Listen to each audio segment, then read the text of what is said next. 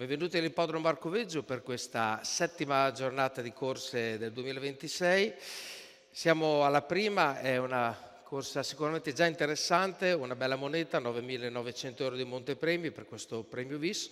Una corsa che si svolgerà con partenza dietro l'autostart sul miglio. I cavalli si stanno avvicinando alla macchina e avremo sicuramente modo di apprezzare già un momento importante della corsa, già all'avvio, allo stacco della macchina, perché ci sono tanti cavalli che lotteranno per la posizione e soprattutto scopriremo lo schema di corsa che si andrà a sviluppare. Allora, con il numero 1 abbiamo Inside Out Joe Mattia Ricci, con il numero 2 Ira Funesta Spritz Andrea Farolfi, col 3 Inoki Fox Emanuele Matteini, col 4 Island Top Alessandro Gocciadoro, 5 iCap Clan con D'Antoni, col 6 Idea Genial Par Lorenzo Baldi e Indios Bars con Francesco Virzì.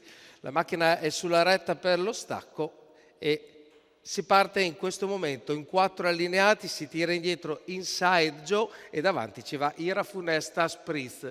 Ira Funesta Spritz con la sua destra Inoki Fox e a Island Top che ora prova a mettersi in schiena a numero Inoki 6, Fox. Idea Geniale Stiamo Par, andando verso i squalificato. primi 200 metri con le posizioni già abbastanza chiare. Abbiamo Ira Funesta Spritz davanti a tutti.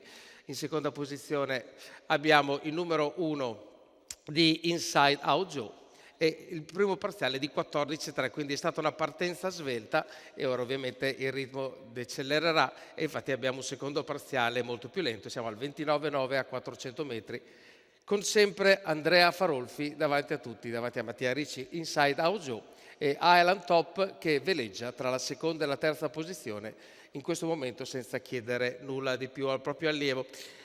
Andiamo ai 600 metri con un altro parziale ancora di conserva e il gruppo lentamente si avvicina al primo passaggio del primo giro con le posizioni assolutamente cristallizzate. 1,15,7 al momento, 37 gli ultimi 400 metri, Andrea Farolfi continua a guidare e Island Top incomincia ad avvicinarsi con in schiena l'allievo di Lorenzo Baldi, Ideale Genial Par.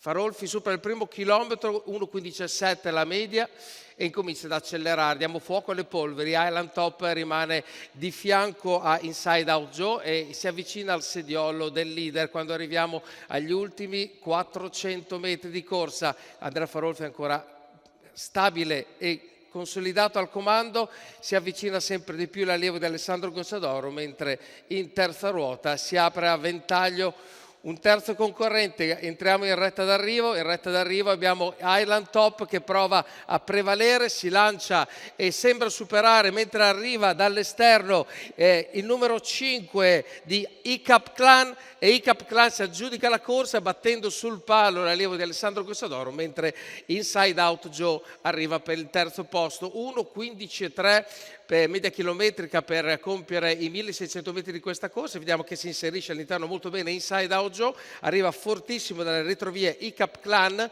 e batte con abbastanza relativa semplicità l'allievo di Gocciadoro che comunque ha corso in maniera assolutamente significativa in termini numerici. Primo numero 5 iCap Clan, secondo numero 4 Island Top, al terzo l'1 di Inside Out Joe, al quarto Inoki Fox.